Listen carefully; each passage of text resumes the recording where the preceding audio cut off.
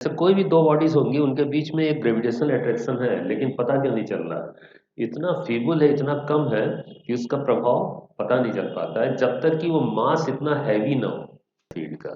Potential का भी आप जानते हो, ये यही है सॉलिड वाला, ये दिखा रहे हैं, वो इलेक्ट्रोस्टैटिक से उठा रहे हैं ये क्यों, ये है ना। तो ये देखो, ये क्यू अपॉन आर स्क्वायर, ये बाहर वाला पॉइंट है। यहाँ भी गॉस थ्योरम लग जाती है, आप अगर प्रूफ करना है तो गॉस थ्योरम से हो जाएगा यहाँ। सबकी एनालॉजी बन जाती है। और जैसे गॉस थ्योरम की एनालॉजी बनानी है तो वो फॉर्मूला जो था, integration E integration D A is equal to Q upon epsilon, या क्यू की जगह एम और एप्सिलॉन नॉट की जगह आप जान ही रहे हो 1/4 पाई, जी बन गया गॉस थ्योरम। उससे सॉल्व कर लो, सब लग जाता है। ठीक है, खैर चलिए, पोटेंशियल का वही एक्सप्रेशन हो गया जो पॉइंट वाला है। ठीक है, अभी यूज करेंगे इसे।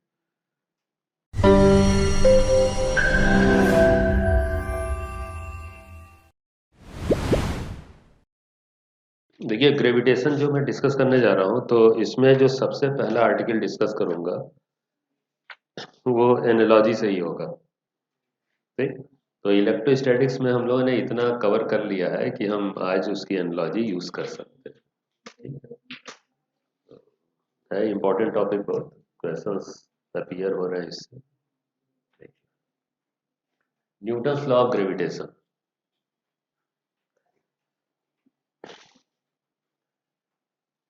ग्रेविटेशनल फील्ड के विषय में न्यूटन ने बताया, जिस तरीके से हम लोगों ने इलेक्ट्रोस्टैटिक फील्ड की जानकारी ली थी कि इलेक्ट्रोस्टैटिक फील्ड पॉइंट चार्ज के लिए इनवर्स स्क्वायर लॉ पे बेस्ड है, इनवर्स स्क्वायर लॉ।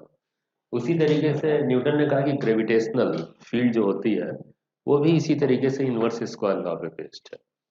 तो उसका जो एक्सप्रेशन होगा वो बहुत कुछ एनालॉगस है, समानता है उसकी इलेक्ट्रोस्टैटिक फील्ड की जैसी होती है, मतलब बिहेवियर जैसा होता है।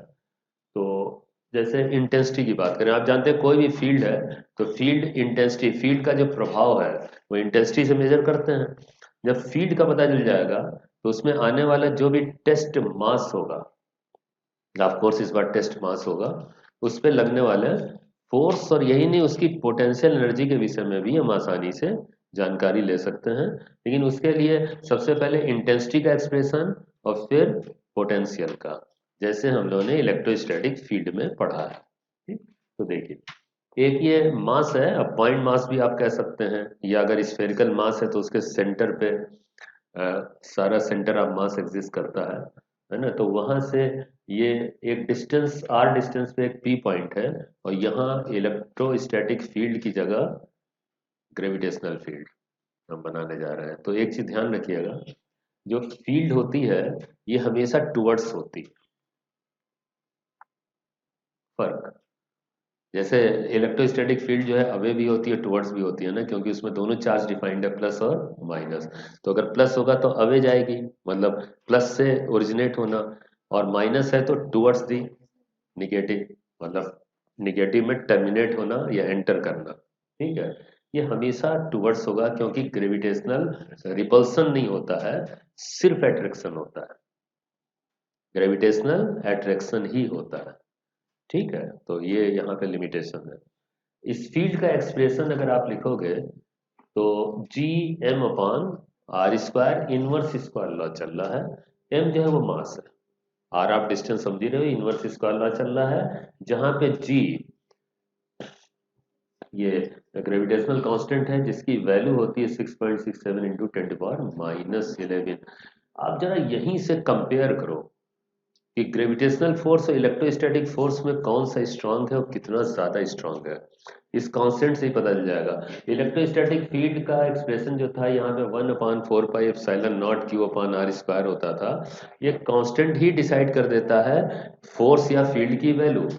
आप देखो वहां पे वो कांस्टेंट कितना था, 9 इंटू 10⁻9, और ये देखो 10⁻−11, कितना बड़ा डिफरेंस है। इसीलिए कहते हैं कि इस यूनिवर्स में जो सबसे वीक फोर्स होता है वो ग्रेविटेशनल फोर्स होता है। इसीलिए इसका प्रभाव आमतौर पे दिखता नहीं है। जैसे कोई भी दो बॉडीज होंगी उनके बीच में एक ग्रेविटेशनल अट्रैक्शन है, लेकिन पता क्यों नहीं चल रहा है? इतना फीबल है, इतना कम है कि उसका प्रभाव पता नहीं चल पाता है जब तक कि वो मास इतना हैवी ना हो। अब ये वाला फोर्स किसके बीच पता चल पाता है? प्लैनेट्स के बीच में। अब अर्थ का ग्रेविटेशनल फोर्स पता चलेगा क्योंकि अर्थ जो है इतना बड़ा मास है ना, तो हैवी मास होगा तब इफेक्ट पता चल पाता है, अदरवाइज नहीं। ये कांस्टेंट इतना कम होने से, ठीक है। जबकि इसके करस्पॉन्डिंग जो है, आप देखो चार्ज का जो फोर्स होगा वो बहुत ज्यादा होगा, 10⁹ चल रहा है उसका ऑर्डर, है ना। ये ध्यान रखना, ठीक। स्ट्रांग फोर्स माना जाता है इलेक्ट्रोस्टैटिक फोर्स। सबसे ज्यादा स्ट्रांग फोर्स होता है न्यूक्लियर फोर्स, सबसे ज्यादा। तीन प्रकार के बेसिक फोर्स होते हैं, इन्हीं से सारे चीजें बनी होती हैं, है ना। तो उसमें न्यूक्लियर, इलेक्ट्रिक और ग्रेविटेशन। ये इससे एनालॉजी मैं वहां से क्लिप उठा दिया इलेक्ट्रोस्टैटिक से, तो एनालॉजी देखो वो इलेक्ट्रोस्टैटिक फील्ड इंटेंसिटी का एक्सप्रेशन इनवर्स स्क्वायर लॉ, तो एनालॉजी इसी से चल रही है, ठीक। अच्छा, फील्ड ये है, तो पोटेंशियल की बात करें तो आप ध्यान दो कि इनवर्स स्क्वायर लॉ जो फील्ड चल रही है, इसी को जब आप इंटीग्रेट करते हैं तो पोटेंशियल का एक्सप्रेशन आता है। तो वो फील्ड में तो हम लोग कर ही चुके हैं, तो वो ध्यान दें, तो पोटेंशियल का भी एक्सप्रेशन आप सीधे लिख सकते हो, जैसे इनवर्स लॉ पे ये देखो m/r जी, जैसे वहाँ q/r होता है ना, m/r जाएगा, ये पोटेंशियल का एक्सप्रेशन आएगा, इसी को इंटीग्रेट करके आया है ना। बस एक फर्क देखिएगा, ये देखें माइनस से, माइनस जानते हैं क्यों है? माइनस जरूर होता है यहाँ पे, क्योंकि एट्रैक्शन है ना, एट्रैक्शन। आप याद करो, पोटेंशियल एनर्जी, सिस्टम की पोटेंशियल एनर्जी निगेटिव होने का क्या मतलब होता है?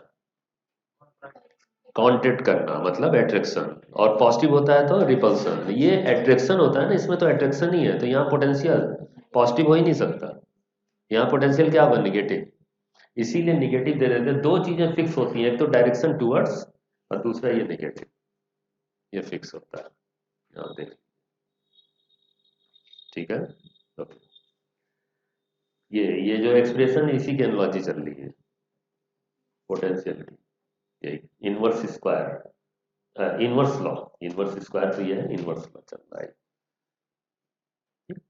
ओके, अच्छा।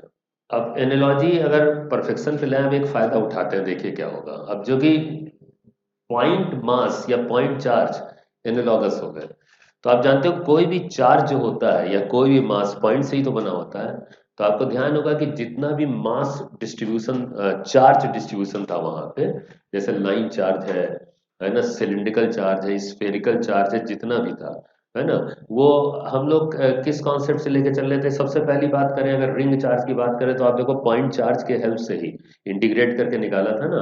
इसका मतलब जितने भी चार्ज डिस्ट्रीब्यूशन है, चूंकि पॉइंट से बने होते हैं, तो अगर पॉइंट चार्ज के फील्ड को इंटीग्रेट कर लें डिफरेंट तरीके से, तो किसी का भी एक्सप्रेशन आ सकता है। हालांकि हम लोगों ने उसमें गॉस थ्योरम इस्तेमाल करके कुछ केसेस आसान बना लिए थे, लेकिन एक बात स्पष्ट है, अगर बेसिक यानी कि ये पॉइंट मास या पॉइंट चार्ज आपस में एनालॉगस हैं, तो किसी भी तरीके का मास डिस्ट्रीब्यूशन या चार्ज डिस्ट्रीब्यूशन होगा, तो वहां भी तो एनालॉजी चलेगी, है ना।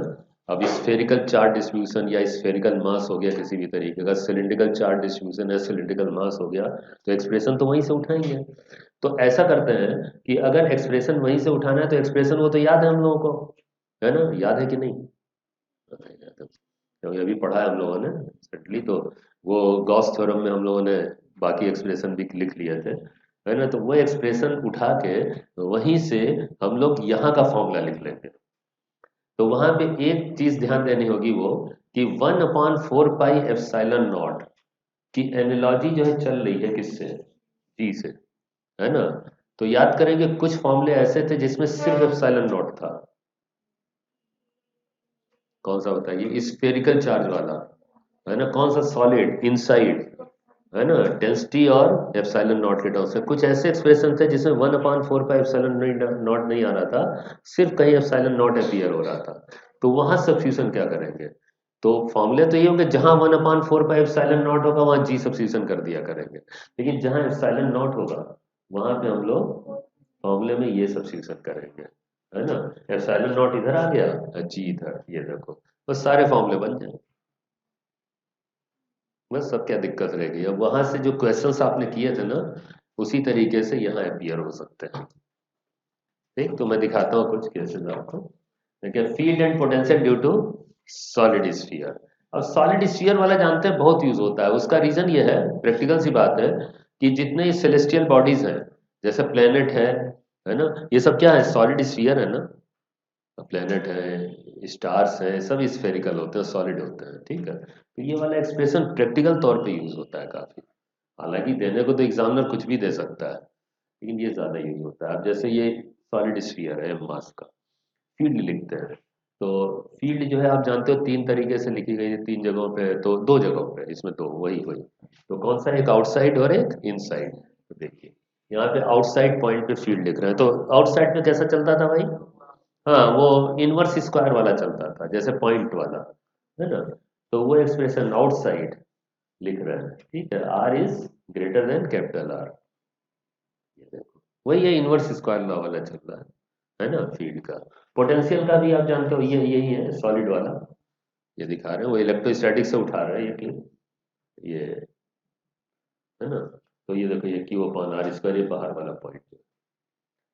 यहाँ भी गॉस थ्योरम लग जाती है, आप अगर प्रूफ करना है तो गॉस थ्योरम से हो जाएगा यहाँ। सबकी एनालॉजी बन जाती है, और जैसे गॉस थ्योरम की एनालॉजी बनानी है तो वो फॉर्मूला जो था, integration E integration D A is equal to Q upon epsilon, या क्यू की जगह एम और एप्सिलॉन नॉट की जगह आप जान ही रहे हो 1/4 पाई, ये बन गया गॉस थ्योरम,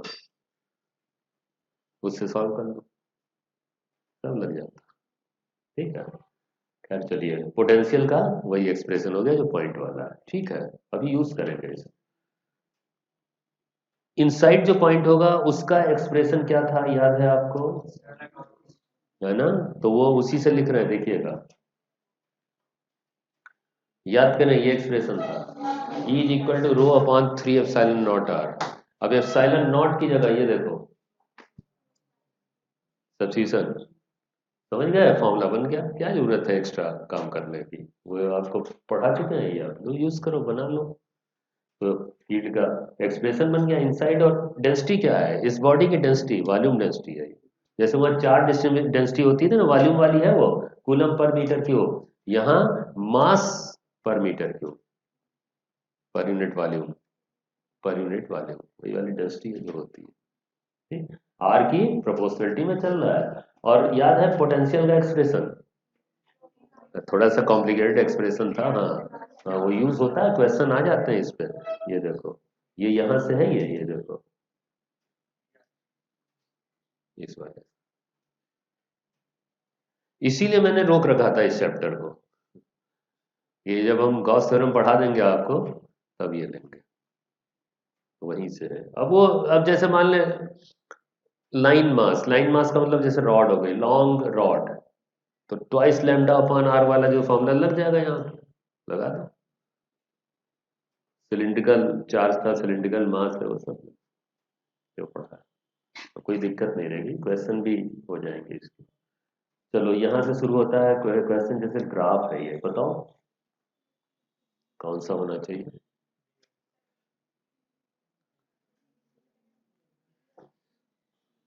एनालॉजी भी करना तो थोड़ी सी दिमाग के साथ, है ना, समझ के, आंख मूंद करके एनालॉजी नहीं होती है।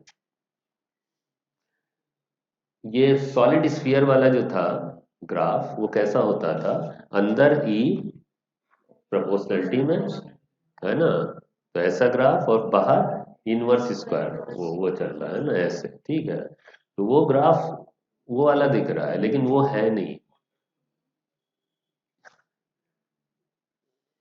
क्योंकि ग्राफ जो है, जानते हैं, जो पढ़ाया गया था आपको वो पॉजिटिव चार्ज पे था। अच्छा, सब जितने फॉर्मूले थे किस पे बनाए गए थे, सब पॉजिटिव पे ना, पॉजिटिव नहीं ले रहे थे। अवे फील्ड, इसमें फील्ड अवे होती ही नहीं, टुवर्ड्स होती है, तो टुवर्ड्स का मतलब क्या है, वेक्टर जो है निगेटिव, वेक्टर क्वांटिटी का प्लस या माइनस होने का क्या मतलब है, डायरेक्शन। ये देखो, एक्सप्रेस फील्ड मतलब ऐसा ही ग्राफ होगा, लेकिन निगेटिव साइड का, फील्ड निगेटिव होनी चाहिए, भैया ये ध्यान रखना, समझ रहे हो ना, वैसे ही बनाओ लेकिन ये निगेटिव बनाओ, ठीक। ये सीधा था ना, ये पॉजिटिव के लिए था, है ना, अब निगेटिव है तो टुवर्ड्स हो गया ना फील्ड, टुवर्ड्स से मतलब निगेटिव साइड में। ऐसा ही निगेटिव। समझ गए ना क्या करना है? ऐसे पोटेंशियल पे भी ध्यान रखना। अब पोटेंशियल में भी ग्राफ यही होगा लेकिन निगेटिव।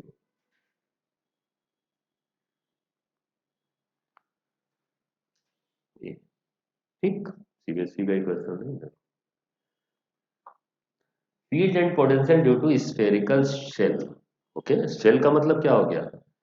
सरफेस, सरफेस चार्ज या सरफेस मास, ऐसा हॉलो, है ना, जिसकी वॉल बहुत थिन हो, ऐसे ही हो गया। तो मास सिर्फ बाहर बाहर है, ऐसा है ना। तो इसमें क्या होता था भाई, आउटसाइड, तो इसमें भी वही इनवर्स स्क्वायर लॉ, तो वो तो हो गया, कोई दिक्कत नहीं है। फील्ड हो या पोटेंशियल, इनसाइड क्या होता था? Zero field. तो यहाँ पे ग्रेविटेशनल फील्ड जीरो होगी इनसाइड। मतलब इसमें यह है कि अगर इसमें इनसाइड कोई टेस्ट मास आप रख दोगे तो फोर्स महसूस नहीं करेगा, बाहर करेगा, इसमें नहीं करेगा। ग्रेविटेशनल फोर्स नहीं होगा इनसाइड अगर रख देंगे तो। पोटेंशियल होगा, पोटेंशियल होगा, सरफेस वाला होगा, है ना। तो क्या था वो, क्यू अपॉन, हाँ, हाँ, तो कैपिटल आर होगा ना, क्यू अपॉन कैपिटल आर। बाकी कांस्टेंट तो आप जानते ही हो, ये देखो, एम अपॉन कैपिटल आर, ये माइनस साइन यार। अच्छा, पोटेंशियल में माइनस लगाते हैं, फील्ड में तो वो आप जानते हो वैल्यू पे चल रहा है। माइनस प्लस तो डायरेक्शन में अंडरस्टूड है कि इनसाइड अगर फोर्स बनाएंगे फील्ड तो इधर बनाए इनसाइड। इसमें तो होगा नहीं जीरो, वहाँ टूवर्ड्स, इसमें तो है ही नहीं। ठीक है, ये सीबीएसई का क्वेश्चन है, ये जरा पढ़िए देखिए, अच्छा क्वेश्चन है।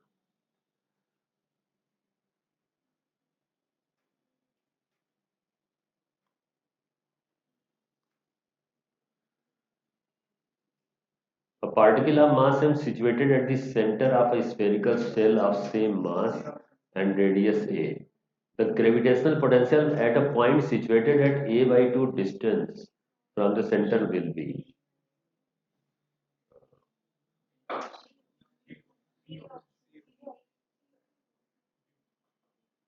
पोटेंशियल पूछ रहे हैं, याद रखिए। इसमें दो मास हैं, मेन मास कैसे हैं, दो ऐसा है। A particle of mass m is situated at the center of a spherical shell। एक शेल भी है और एक पॉइंट मास भी है, दोनों का मिला जुला इफेक्ट कहाँ पे, है ना। यह है कि the gravitational potential at a point situated at A by to, inside है, इनसाइड पॉइंट है, एक शेल है, एक पॉइंट मास है, उसके इनसाइड, इनसाइड है, शेल के इनसाइड है ये पॉइंट, है ना। उस पे पोटेंशियल का एक्सप्रेशन पूछ रहे हैं। तो पोटेंशियल दोनों के कारण, पॉइंट के कारण भी और शेल के कारण भी, दोनों को जोड़ना पड़ेगा। अच्छा, दोनों के लिए होगा पोटेंशियल, है ना। फील्ड तो है नहीं है कि फील्ड जो है वो शेल के कारण ना हो, तो उनको ऐड करना होगा। तो दिखाता हूं, देखिए सिचुएशन ये है, दो मासेस है मेन, वन और टू, एक शेल और ये पॉइंट मास, और दोनों का मास इक्वल दिया है इसमें, कह रहे हैं।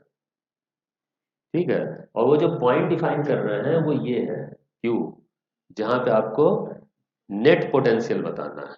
तो चलो पोटेंशियल लिखा जाता है यहाँ पे। तो पोटेंशियल एट, तो potential due to spherical shell and potential due to this particle, दोनों का लिखते हैं। बताओ शेल का क्या लिखा जाए? हाँ, तो माइनस जी तो होगा ही होगा, उसमें एम सरफेस वाला होगा ना, तो एम अपॉन ए, है ना। ठीक, ओके। अच्छा, दूसरा इसके लिए ये भी माइनस होगा, माइनस, हाँ।